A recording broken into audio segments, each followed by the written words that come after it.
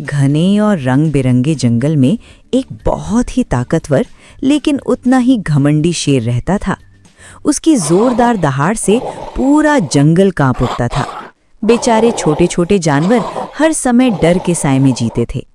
शेर रोज शिकार करता और बिना वजह सबको डराता रहता था। एक दिन जंगल के सभी जानवर बहुत परेशान हो गए।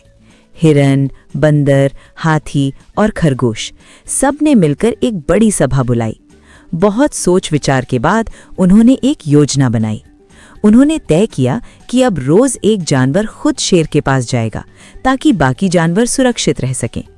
कुछ दिनों तक ये सिलसिला चलता रहा। फिर एक दिन बारी आई एक छोटे से प्यारे से खरगोश की। खरगोश छोटा जरूर था लेकिन बहुत समझदार था। वो धीरे धीरे शेर की गुफा की ओर चल पड़ा। रास्ते भर वो कुछ सोचता रहा और तभी उसके दिमाग में एक शानदार योजना आ गई। खरगोश जानबूझकर बहुत देर से शेर के पास पहुंचा। जैसे ही शेर ने उसे देखा वो गुस्से से गरज उठा। उसकी आंखें लाल हो गईं, लेकिन छोटा खरगोश बिल्कुल नहीं घबराया। उसने डरने का नाटक करते हुए विनम्र आवाज में कहा कि महाराज, रास्ते में उसे एक दूसरा शेर मिल गया था जिसने उसे रोक लिया। ये सुनते ही घमंडी शेर आग बबूला हो गया।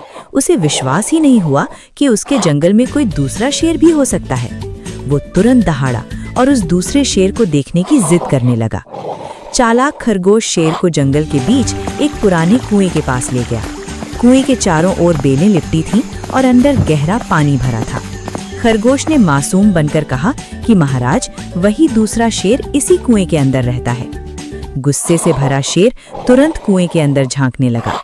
जैसे ही उसने पानी में देखा, उसे अपनी ही परछाई दिखाई दी, लेकिन अपने घमंड में वो समझ ही नहीं पाया कि वो उसकी खुद की छवि है। शेर जोर से दहाड़ा। कुएं के अंदर से उसकी आवाज गूंजकर वापस आई। शेर को पूरा यकीन हो गया कि सचमुच अंदर दूसरा शेर उसे चुनौती दे रहा है। बस फिर क्या था, गुस्से में अंधा होकर शेर पूरी ताकत से कुएं के अंदर कूद पड़ा। छपाक! शेर सीधे पानी में गिर गया। उसने बहुत कोशिश की लेकिन वो बाहर नहीं निकल पाया। उधर चालाक खरगोश मुस्कुराता हुआ आराम से जंगल की ओर लौट गया। जब उसने सारी बात जानवरों को बताई तो पूरा जंगल खुशी से झूम उठा। सभी ने छोटे से खरगोश की बुद्धिमानी की खूब तारीफ की। और बच्चों, इस प्यारी सी कहानी से हमें यही सीख मिलती है, ताकत चाहे कितनी भी बड़ी क्यों ना हो, सच्ची जीत हमेशा बुद्धि की ही होती है।